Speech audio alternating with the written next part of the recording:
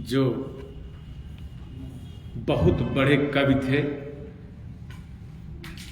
और यह मैं समझता हूँ कि हमारी परंपरा है, हमारी भारतीयता भी यही है कि हम अपने पुरखों का, अपने ऋषियों का, अपने आदरणीयों का स्मरण करें, उनका सम्मान करें।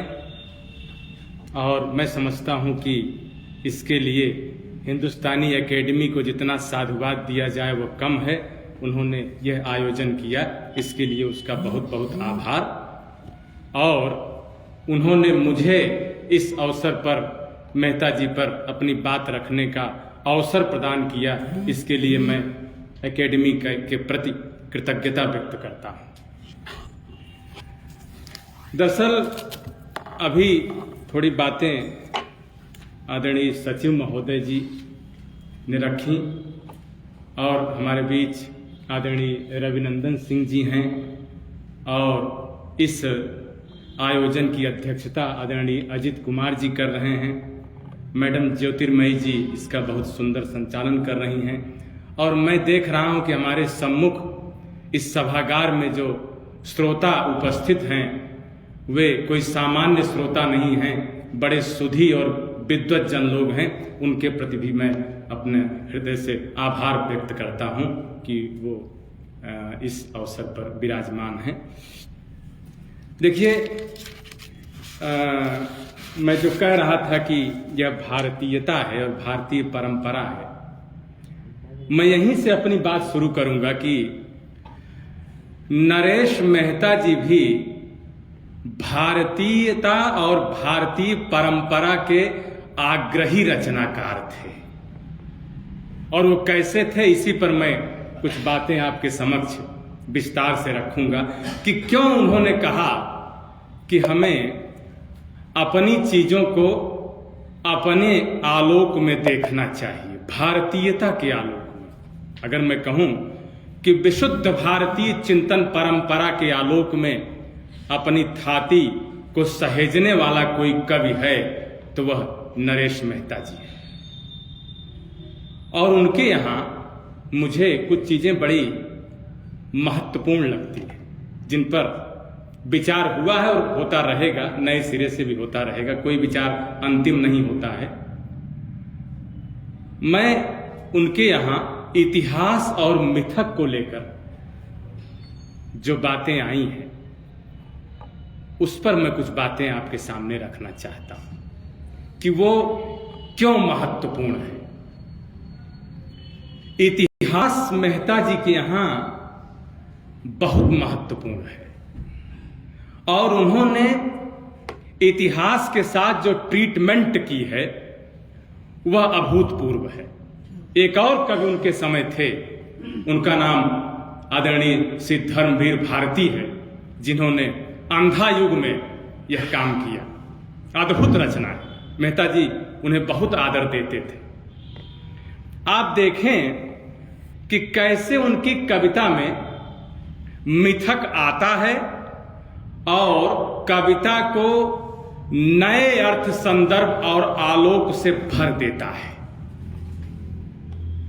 और दो भारतीय संस्कृत के दो आकर ग्रंथ हैं, वो है रामायण और महाभारत। इसके प्रति अद्भुत समर्पण उनका दिखाई पड़ता है, सम्मान दिखाई पड़ता है। लेकिन वैसे नहीं जैसे एक सामान्य पाठक का। उन्होंने एक जगह कहा भी है कि हमारे इन मिथकीय ग्रंथों को मैं कीर्तनिया लोगों के हाथ में नहीं दे सकता।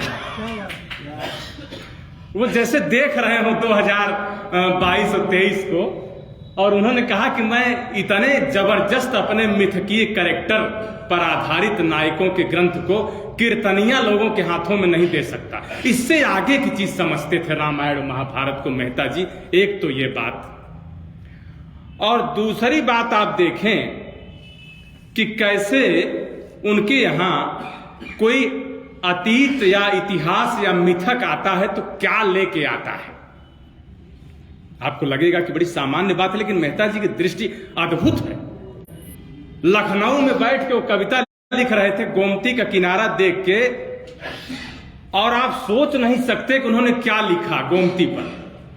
गोमती के जल को देखकर उनके भीतर हजार हजार वर्ष की स्मृति कौंध उठती है और वे कहते हैं, मैं विरह के शाप का पहने मुकुट सहसा गया उस रात। मैं विरह के शाप का पहने मुकुट सहसा गया उस रात। था चंदीले वर्क में लिपटा पड़ा तनवंगिनी उस गोमती का गात। कुहर भीगे गाछ। अब आप देखिए कि गोमती नदी को हजार हजार वर्ष पीछे ले जाकर वहां उसको विरह के शाप से जोड़ना ये आसान नहीं था। और देखें, आप उनके मिथकों की धार देखिए और उनकी व्यंजना देखें तो क्या कह रहे हैं, कहो क्या करें मुट्ठी में इस कसी रेत का, किसे जलाएं। कहो क्या करें खुले हुए इस अग्नि नेत्र का, हमारे संकलित इस तीर्थ कुंड से लपट उठ रही इस सती उठाए हम पूरी प्रदक्षिणा करके लौटे। शिव ने सती को उठाया था जब वो सती हो गई थी और उनकी लाश को उठा के शिव ने पूरी पृथ्वी की प्रदक्षिणा की थी। यह मिथक ले आ रहे हैं नरेश मेहता जी। सती उठाए हम पूरी प्रदक्षिणा करके लौटे, किंतु हमारे मन का संशय दर्प और विद्रोह वही है। कैसे हम तब झुकते ओ मेरी गति, कैसे हम झुक पाए। ये विवस्था देखिए आप। शिव को फिर भी शांति नहीं मिली थी, बहुत उपक्रम करना पड़ा देवताओं को। कैसे कैसे आप जानते हैं कि उनके अंग को खंड खंड करके वही वो सब शक्तिपीठ बने। ये पूरा मिथक कैसे आता है मेहता जी के यहां, अद्भुत है।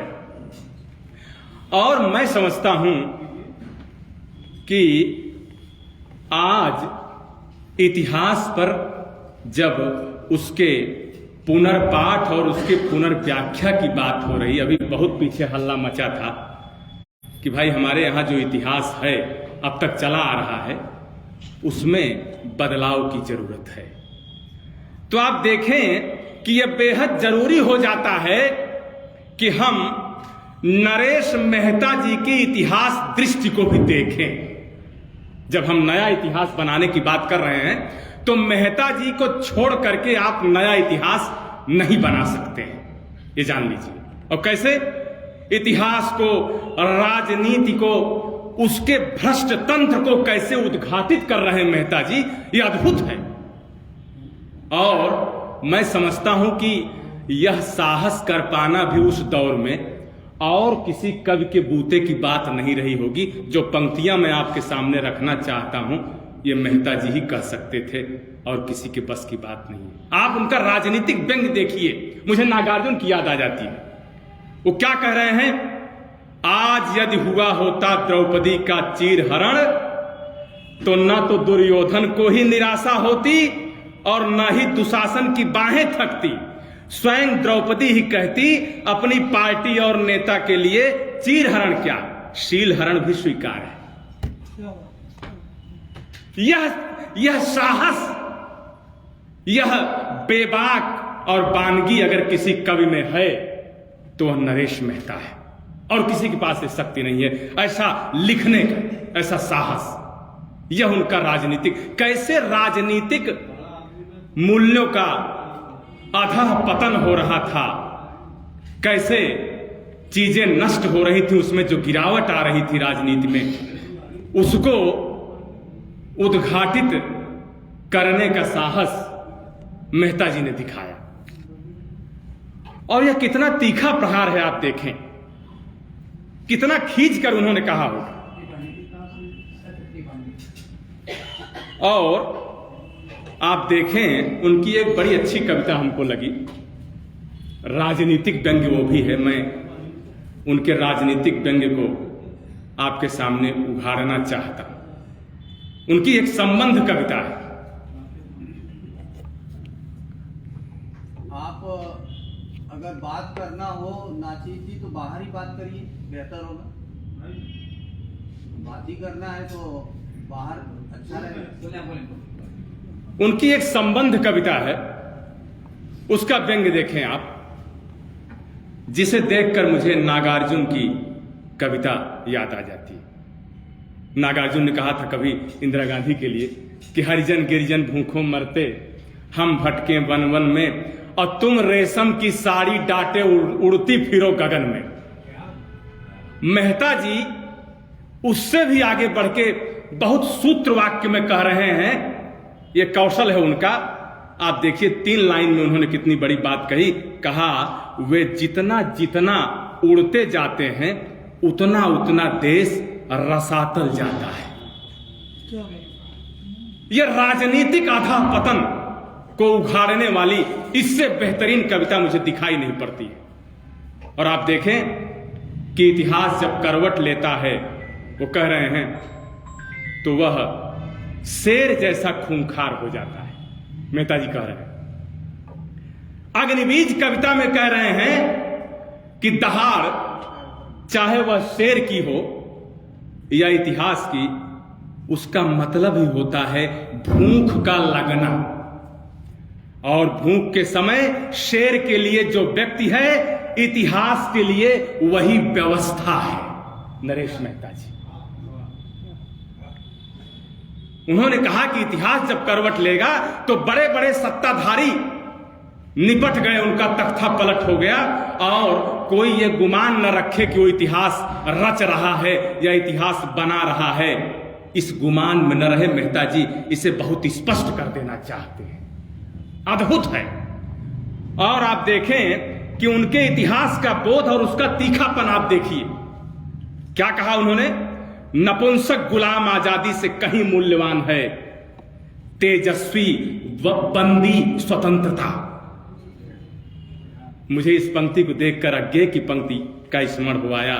अच्छी कुंठा रहित इकाई, सांचे ढले समाज से, अच्छा अपना ठाट फकीरी, मंगनी के सुख सास से। कैसे जुड़ते हैं अज्ञे और नरेश मेहता। मैं इस कॉम्बिनेशन को भी दिखाना चाहता हूं कि कैसे एक ऊर्जावान कवि दूसरे ऊर्जावान कवि से कैसे अचानक जुड़ जाता है। और यह संयोग नहीं था, यह बहुत मेहनत है, यह बहुत, इसके लिए बहुत झेला है उन्होंने। और आप देखें कि उनके इसी साहस का परिचय देती मैं उनके प्रवाद पर्व की जरूर चर्चा करना चाहूंगा, जो उनकी रचना है। और प्रवाद पर्व उसी राम कथा में जो प्रसंग आया है, जो धोबी ने आक्षेप लगाया था, उसी को आधार बनाकर। लेकिन राम कथा कहना मेहता जी का उद्देश्य नहीं, मैं स्पष्ट कर दूं। मिथकों को उठा के रख भर देना उनका उद्देश्य नहीं है। मिथकों के साथ उनका जो ट्रीटमेंट है वो अद्भुत है, जबरदस्त ट्रीटमेंट है। और उसमें कोई उनको जो है वो कह लीजिए सील और संकोच नहीं है, उसको बहुत निर्मम होकर उसका ट्रीटमेंट करते हैं। ये कौशल है मेहता जी के पास। आप देखिए कैसे वो राम के समय की चीजों को आधुनिक मनुष्य के संकट से जोड़ करके और एक नए तरीके का विमर्श उत्पन्न करते हैं। यह इतिहास का ट्रीटमेंट मुझे दुर्लभ दिखाई पड़ता है हिंदी कविता में। और आप देखें कि कैसे वो कह रहे थे। अच्छा, उसकी भूमिका उन्होंने बड़ी रोचक बात कही है। उन्होंने कहा है कि अगर मेरे इस संग्रह की कविताओं की भनक प्रभु कृपा को लग गया, राज्य कृपा को लग गया होता, तो शायद ये संकलन प्रकाशित न होता। 75 में एक संकलन आया, जस्ट इमरजेंसी के बाद। इमरजेंसी का पूरा बैकग्राउंड उसमें है। वो कहते हैं कि भला हो कि इस पे दृष्टि नहीं गई, नहीं तो ये बैंड हो जाता। ये उन्होंने कहा है क्योंकि उसमें उन्होंने छोड़ा नहीं किसी को, उसमें उन्होंने सत्ता को सही से उनका ट्रीटमेंट किया है। और आप देखें कि वो क्या कह रहे हैं, उसकी धार से आप समझ जाएंगे। मैं केवल संकेत देना चाहता हूं। कहा कि जरा सत्ता के चाटुकारों का दृश्य उन्होंने दिखाया कि चाटुकारों की भीड़ का चरित्र उद्घाटित करती ये पंक्ति देखें तो संभव है, वाक्य देखिए, संभव है राजभटों के दस्ते या जय घोषों में उठे हाथों की उठी भीड़ इस अनाम साधारण जन की तर्जनी को घेर ले और उसे अस्तित्व के कंगूरों से ही धकेल दे। ये वाक्य है।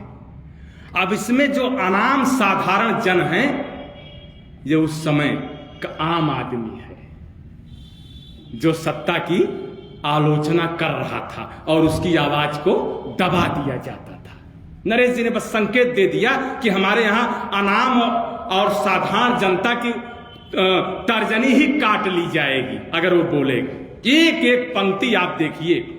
और उस प्रवाद पर्व में वो ये बात कहते हैं कि जब तक सत्ता साधारण जन, और आप देखें वो साधारण जन था। रामकथा में भी एक धोबी, उसने आवाज उठाई और उन्होंने, उनके राम कहते हैं कि लक्ष्मण मैं इसकी आवाज कैसे बंद कर दूं? अद्भुत है, कैसे बंद कर दूं तुम बताओ?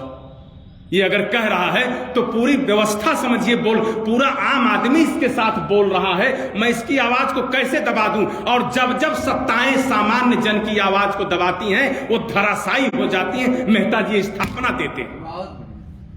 और आप देखिए एक एक पंक्ति मंत्रवत है, इतिहास को करेक्ट करती है और उसकी मानवीय व्याख्या की मांग करती है, क्योंकि आज तक का समूचा इतिहास खड्ग से लिखा गया है। मेहता जी ने कहा है एक जगह कि आज तक रक्त रंजित तलवारों का इतिहास लिखा गया है। और उन्होंने बड़ी चिंता के साथ एक बात लिखी है कि साहब हमारे यहां होता यह है कि हम जो इतिहास पढ़ा रहे हैं वह रक्त रंजित है और हम कल उम्मीद करते हैं कि इसमें हमारे यहां ईसा मसीह पैदा हो जाएं और ये सुकरात पैदा हो जाएं, बुद्ध पैदा हो जाएं। जब हम उनको वैसा इतिहास पढ़ा ही नहीं रहे हैं तो हम उनसे कैसे करुणा की उम्मीद कर सकते हैं? मेहता जी ने बहुत बुनियादी सवाल उठाया है। कहा हमारी ट्रेनिंग ही चौपट है, हमें अपनी इतिहास दृष्टि में आमूल चूल परिवर्तन करने की आवश्यकता है।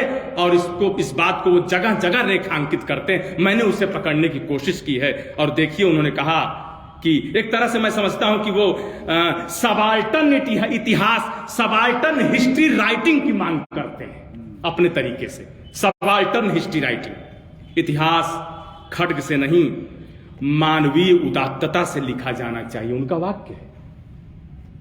और उन्होंने कहा कि इतिहास वैसे नहीं बल्कि औपनिषदिक पद और विष्णु की कंठश्री वैजयंती की तरह इतिहास को प्रार्थना वाले भाव की तरह बनाने की जरूरत, जिसमें प्रार्थना लगे इतिहास। हमारे यहां इतिहास तो पता नहीं क्या लगता है, उसे न पढ़ा जा सकता है न पढ़ाया जा सकता है।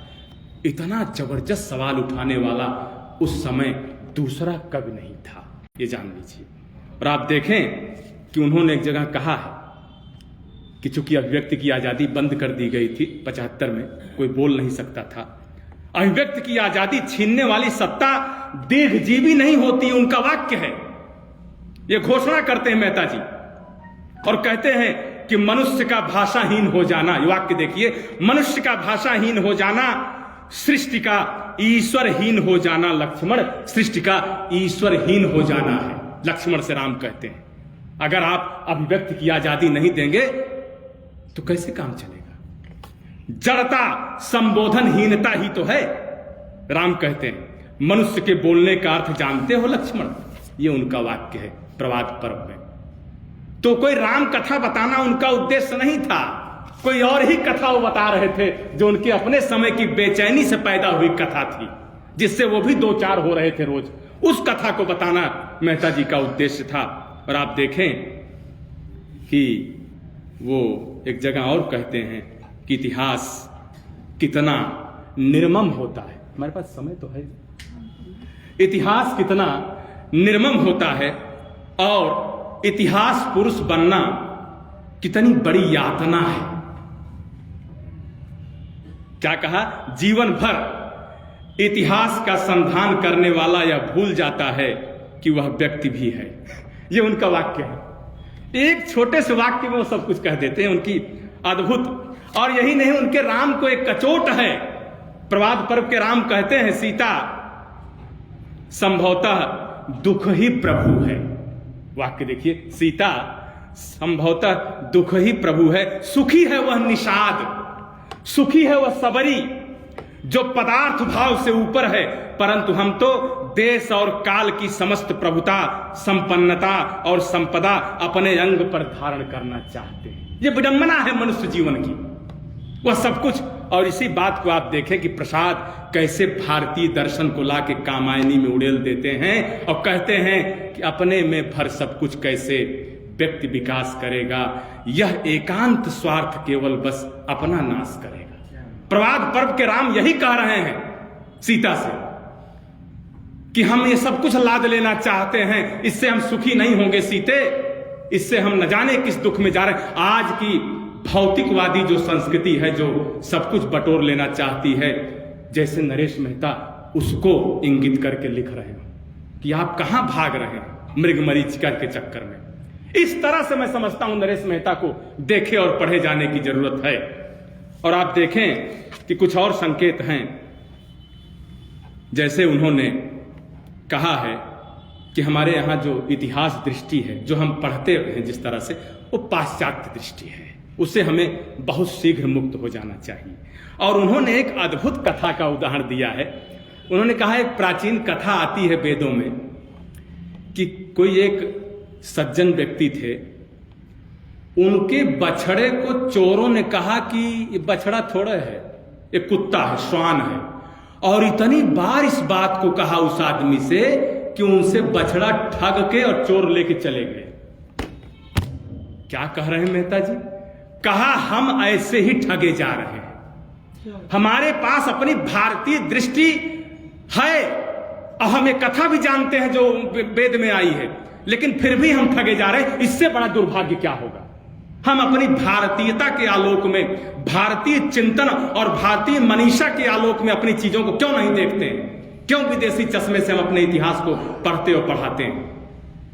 और बड़े क्षोभ के साथ नरेश मेहता जी ने बात कही। और आप देखें कि वे धर्म की भी बड़ी तार्किक व्याख्या करते हैं, जिस पर आज बात करना जरूरी है। वो कहते हैं कि मैं पुनः स्पष्ट कर देना चाहता हूं कि धर्म से तात्पर्य किसी संप्रदाय या मठ या संस्थान से नहीं है। ये वाक्य है उनका। धर्म प्रकृति की भांति उदार एवं असंग होता है। काव्य और साहित्य के लिए मैं इसी धर्म की अस्मिता का पक्षधर हूं। ये मेहता जी का वाक्य है। कहीं मुक्त करता है। वैसे भी कहा गया धारित धर्म, जो धारण करने योग्य है वही धर्म है, बाकी धर्म नहीं है। और भारतीयता की प्रशंसा करते हुए वो कहते हैं कि भैया भारतीयता तो ऐसी चीज है जिसने जड़ को चेतन बना दिया, और जबकि शेष लोगों ने, वाक्य उनका, शेष दुनिया ने चेतन को जड़ बना दिया। अद्भुत वाक्य है कि हमारी भारतीयता कण कण में ईश्वर देखती है, उसको चेतन कहती है, और उनके यहां जो चेतन था कहा वो भी सब मैटर है, पदार्थ है। उन्होंने कहा इस दृष्टि से बचने की जरूरत है। अगर हमको अपने इतिहास और मिथक का वास्तविक मूल्यांकन करना है तो हमें भारतीय चिंतन दृष्टि का सहारा लेना होगा, अपनी जो है, अन्यथा हमारी सोच गड़बड़ ही होती चली जाएगी। और आप देखें उनके यहाँ बहुत सारे प्रसंग हैं, मैं 2-4 और उदाहरण दूंगा। उनका इतिहास बोध कितना तीखा है, इसका एक और उदाहरण देखिए कि वह सामान्य जन के हक में किया गया सवाल है। उनका इतिहास बोध जो इतिहास के पुनर्व्याख्या की मांग करता है। क्या कहते हैं? जब कोई पृथुज जन या साधारण जन अधपेट खाकर रह जाता है, वाक्य है, अधपेट खाकर रह जाता है, तो उसके चरित्र की यह धैर्य परीक्षा है। सीता की अग्नि परीक्षा किस अर्थ में, ये परीक्षा किस अर्थ में सीता की अग्नि परीक्षा से कम है बताइए? तब क्या हम उसके लिए भी इतने ही इतिहास दोषी नहीं है? ये उनका वाक्य है। जब कोई भूखा पेट सो जाता है तो मुझे तो स्मरण हो गया इस पंक्ति को पढ़ते ही, अभी थोड़े 2-4 साल पहले खबर आई थी कि भात के लिए इस देश में स्त्री और उसका बच्चा मर गया, उसे चावल नहीं मिल पाया, सरकारी जो मिलता है। जैसे मेहता जी देख रहे हैं कि भूख से जब कोई मर जाएगा तो क्या हम उसे न्याय नहीं देंगे? ये सामान्य जन की तरफ से किया गया सवाल है। और आप देखें कि उनके यहां जो मिथकीय बिंब हैं वो अद्भुत हैं। वेद से तमाम बिंब उठाते हैं, मिथक उठाते हैं वो, और उसका इतना सारगर्भित उपयोग करते हैं, वो अद्वितीय है। जैसे मुझे एक जगह बड़ा अद्भुत मिथक मिला, बिंब मिला। वो था यज्ञ के चरुपात्र सी पवित्र तथा मांगलिक सीता को तुम्हारे सीमांतों पर लक्ष्मण काग ग्रास सा रख आए। बताइए, यज्ञ का जो खीर का जो पात्र होता है बहुत पवित्र, जैसे इंद्र निकले थे उसमें से लेके और उन्होंने बांटा था, यह भी बांट देव तुम जाई, है ना मानस में। उसके पात्र की तरह पवित्र सीता को लक्ष्मण कैसे रखाएंगे सीमा पे? जैसे कौवे के लिए ग्रास निकाला जाता है। क्या साहब, क्या मिथकीय उपयोग किया है नरेश मेहता जी, अभूतपूर्व है। मुझे तो दिखता नहीं, कहीं आप लोगों को दिखे तो जरूर बताएं। और तुलसी ने भी कहा है एक जगह कि पुरो डास चह रासव खाऊ, यज्ञ का जो अन्न है उसको गधा खाना चाहता है, इससे खराब बात क्या होगी? है? तुलसी तो खैर अद्भुत है, और तुलसी से भी बहुत कुछ प्रेरणा जरूर नरेश मेहता लिए हैं। और कुछ उपमाएं तो इतनी अपूर्व हैं कि मुझे दुर्लभ लगती हैं। उनके यहां लोक की बहुत उपमा है, क्योंकि मैं लोक पर देखता रहता हूं, चीजों को पढ़ता हूं, तो बार बार वो लोक में जाते हैं, लोक भाषाओं से शब्द लाते हैं। और शमशेर बहादुर सिंह ने भी कहीं कहा है, बड़े कवि थे हिंदी के, उन्होंने भी कहीं कहा है कि लोक भाषा से जो कवि जितना ज्यादा शब्द लेगा उसकी कविता उतनी समृद्ध होगी। और आप कोई बड़ा कवि दुनिया का कवि उठा लीजिए, कौन कवि है जो लोक भाषा से शब्द लेकर न बड़ा हुआ? उसी से बड़ा हुआ है, चाहे तुलसी हो, सूर हो, वर्ड्सवर्थ हो, शेक्सपियर हो, मैं बाहर की बात कर रहा हूं, लोक से बड़ा हुआ है। वर्ड्सवर्थ ने तो कहा ही है कि अगर तुम्हें शुद्ध शब्द कहीं चाहिए तो उसके लिए तुम्हें गांव में जाना पड़ेगा। गांव में जो शब्दावली है वहां अभी मिलावट नहीं है, शहर में मिलावट है, वर्ड्सवर्थ ने कहा। तो आप देखिए कि उनकी उपमाएं अद्भुत हैं। गीता के अनासक्त दर्द, हाँ एक उपमा थी कि घास की अयालों में कंघी करती एकांत हवाएं। बताइए, घास को शेर की अयाल कह देना किसी कवि के बूते की बात थी, अभूतपूर्व है। उसमें हवाएं कंघी कर रही। ऐसे लोक के बिंब और उपमान ले आते हैं वो, और कहते हैं जैसे गीता के दर्शन को कविता में उड़ेल के कहते हो कि अनासक्ति ही स्वर्ग है, हिमालय की आत्मा है अनासक्ति का दर्शन। और स्त्री को लेकर उनकी जो दृष्टि है उस पर बात होनी चाहिए। उनका जो स्त्री विमर्श है, लोगों का ध्यान नहीं जाता है, और वो अद्भुत है। मैं उत्तर कथा के हवाले से भी कहूं तो उत्तर कथा में उन्होंने जहां तहां मालवा की जो संस्कृति है उसका वर्णन तो किया ही है, वहां की जो स्त्री है उसकी पीड़ा को भी उन्होंने उद्घाटित किया है। और उन्होंने कहा है कि ये जो लोकगीत हैं इसमें स्त्रियों का आनंद व्यक्त हुआ है, उनके मुक्ति के क्षणों का संचय है इन लोकगीतों में।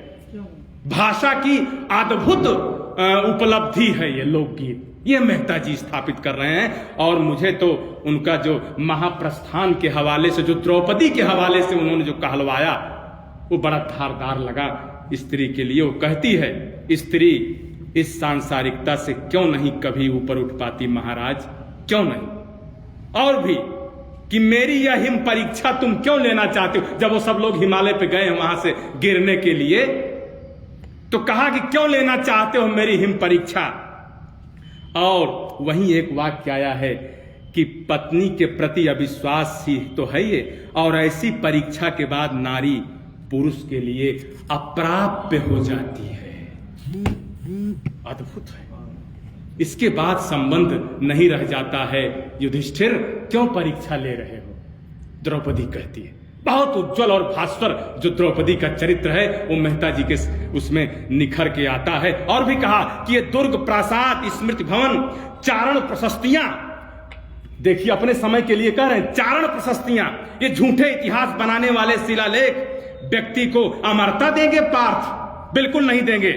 जड़ जड़ का ही प्रतिनिधित्व कर सकता है, चेतन का नहीं। छूट ही मल कि मलही के धोए, घृत की पाव को बारी पिलोए, तुलसी मानस में कहा। ये मल है, ये भौतिकता, ये आपको सुख और शांति नहीं दे सकता पार्थ। और जहां कभी जिन बड़े बड़े भवनों में मुनादी बजती थी कि महाराजा धीराज पधार रहे हैं, वहां कबूतर बीट कर रहे हैं, आज की डेट गुटुर गूं कर रहे हैं। इतिहास किसका और किसके लिए, ये मेहता जी सवाल उठाते हैं। क्या बना रहे हैं आप, किसके लिए बना रहे हैं? कौन आपको पूछेगा कल? अरे कुछ ऐसा करके जाइए कि लोग याद रखें। ऐसे इतिहास की मांग करने वाले मेहता जी कई संदर्भ हमारे सामने छोड़ के गए हुए हैं जिन पर बात करने की जरूरत है। और उन्होंने एक जगह कहा राजनीति को लेकर कि राजनीति और क्या है पार्थ, वह देव कन्या नहीं विष कन्या की आत्मजा है। राजनीति को लेकर ऐसा वाक्य लिखने वाला दूसरा कवि नहीं है हिंदी में। अब मैं दो चार बातें और जो उनका एक और पक्ष है वो है प्रकृति वाला, जो बहुत इंपॉर्टेंट है क्योंकि उनके काव्य का एक बड़ा हिस्सा प्रकृति से जुड़ा हुआ है और वो सामान्य प्रकृति नहीं है। नई कविता में लोक की तरफ वापसी हुई प्रकृति में, छायावाद जैसी प्रकृति नहीं है, लेकिन उसमें भी नरेश जी ने जो प्रयोग किए प्रकृति में वो अद्भुत है। वो अपने तरीके के नायाब प्रयोग है। आगे भी जैसे वहां नहीं पहुंच पाते हैं अपने तरीके से। मालवा की प्रकृति जबरदस्त है उनके यहां, क्योंकि मालवा में हुए थे वो, लेकिन इलाहाबाद की प्रकृति है, यहां के बारे में भी उन्होंने लिखा है। और यहीं पे बैठ के वो कविता लिख रहे थे कि केवड़े की हरी तलवारें खड़ी इस धूप में दे रही हैं पहरा। कभी सोचा किसी ने कि जो केवड़ा है वो हरी तलवार की तरह खड़ा हुआ है और धूप में पहरा दे रहा है? ऐसा प्रयोग नरेश मेहता ही कर पाते हैं। और उनके यहां फूलों की खुशबू है, हवा की सरसराहट है, तो दूसरी तरफ डोली ढो रही कहारों की हियो हियो की ध्वनि भी है। जो कहार हियो हियो बोलते, लोक में कितना धसा हुआ कवि है आप देखें। और आधुनिक हिंदी कविता में ऐसा प्रयोग कि सेठ सरीखा मोटा बादल बैसाखी का लिए सहारा, थुल थुल थुल थुल चला आ रहा बचो बचो। बादल को सेठ की तरह मोटा सेठ कहा। ये उपमाएं अद्भुत हैं और बहुत सारी चीजें मैं छोड़े देता हूं। एक आध दो संदर्भ और हैं। फागुन उनको बहुत प्रिय है और फागुन चल रहा है, ऐसे में मैं फागुन की चर्चा न करूं तो ये मेहता जी के साथ न्याय नहीं होगा। उनको बहुत प्रिय ऋतु उनकी फागुन थी और फगुआ कई जगह आया उनके यहां। 5 कविताएं उन्होंने बोलने दो चिड़ संग्रह में 5 कविताएं फागुन पे एक साथ है। ये बताता है कितना स्नेह है उनका। ओ फागुनी आकाश तुम्हारे ही दिनों का है मुझे विश्वास, धूप जल सींचो तृषित मन गेहूं और कपास। यहां भी लोक की चिंता कि तुम बरसो जिससे गेहूं और कपास समृद्ध हो जाएं। और सफलता को लेकर जो लोग बहुत जल्दी सफल होना चाहते हैं, शॉर्टकट अपनाते हैं, उस पर उन्होंने जबरदस्त व्यंग किया। उन्होंने एक जबरदस्त रूपक बनाया, बड़ा अच्छा। कहा कि सफलता जैसे दांत के डॉक्टर की दुकान थी, सब बूढ़े मसूड़े चमकदार सफलताएं लगाए, सफल उपन्यास के सर्ग लग रहे थे। अद्भुत लगा ये व्यंग। मैंने कहा कि ऐसा तो कोई सोच ही नहीं सकता है कि सब बूढ़े मसूड़े दांत के डॉक्टर की दुकान पे जैसे गए हों और चमकदार सफलताएं वैसी ही हैं। मेघ से याचना करते हुए कवि कह रहा है कि कुल देवता कुल अंबिका से पुरजनों के खेत पोखर जहां फैले, चलो अमृत करो ठाकुर, इस सहज परिवार को अपनी कृपाएं ब्याह दो। अब इन पंक्तियों को देखकर मुझे कालिदास के मेघदूत का स्मरण हो जाता है, जो यक्ष कहता है मेघ से कि तुम ऐसे ऐसे जाना और इनको तृप्त करते हुए जाना। कितनी बड़ी रेंज है नरेश मेहता की, मुझे तो समझ में नहीं आता। बहुपठित कवि है हिंदी का, बहुश्रुत और बहुपठित, जो हमारे यहाँ काव्य शास्त्र में कहा गया है कि बड़ा कवि। राजशेखर ने कहा है कि कवि होना है तो भैया बहुत पढ़ना पड़ेगा, और आपके कवि तो कुछ नहीं पढ़ते। वो अपनी कविता की किताब खोल के आजकल कवि अपनी कविता पढ़ते हैं। नरेश मेहता से ऐसे कवियों को सीख लेने की जरूरत है। और आप देखें कि वह अंधकार को प्रियजन की सुधियों सा कहते हैं। अंधकार प्रियजन की सुधियों सा, बेर जालियों से वह उलझ उलझ उतरा है, मुंह धोता पोखर में यहीं कहीं, डूबा है सूर्य अभी यहीं कहीं। प्रियजनों की सुधियों सा आकाश, ये ऐसी उपमाएं हैं जो अन्यत्र दुर्लभ है। और आप देखिए कि मैं एक और संग्रह उनका है जिस पर थोड़ी सी बात करके बस विराम करूंगा। वह संग्रह है उत्सवा। उत्सवा जो है वह, उसमें उन्होंने कहा है कि पूरा जो हमारी जो पूरी प्रकृति है उसमें एक अविराम उत्सव चल रहा है।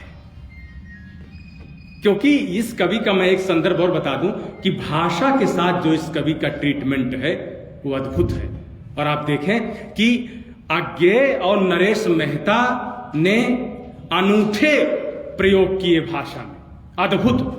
और इन्होंने प्रयोग करने के पहले ही लंबी लंबी भूमिकाओं में बात कही कि भैया हम जो कविता लिखने जा रहे हैं उसका संस्कार तुम्हारे भीतर डालना बहुत जरूरी है, नहीं तो कविता तुम में कम्युनिकेट नहीं होगी। ये अज्ञेय ने भी कहा है और नरेश मेहता ने भी। और इसीलिए आप देखें कि आज मेहता जी के भाषा दृष्टि पर बात करने की जरूरत है, क्योंकि आज जितना लिखा जा रहा है उसका शतांश भी न तो पढ़ा जा रहा है न समझा जा रहा, यानी कहीं न कहीं लेखक और पाठक के बीच में फांक आ गया है। इस भाषा की फांक को अगर दूर करना है, पाटना है, तो नरेश मेहता को पढ़े बिना यह संभव नहीं है। उनसे बड़ी मदद लेने की जरूरत है। और आप देखें कि उन्होंने कहा है कि वो मनुष्य को सर्वश्रेष्ठ कहते हैं धरती पर, और कहते हैं कि वह उसके पास भाषा की वीणा है जो बज रही है। मनुष्य होने का अर्थ ही है एक उत्सव। मनुष्य का रास पुरुष ही देश और काल में यात्रा कर रहा। जैसे कृष्ण रास लीला करते थे, वैसे उन्होंने समूची धरती को भागवत स्थली बना दिया।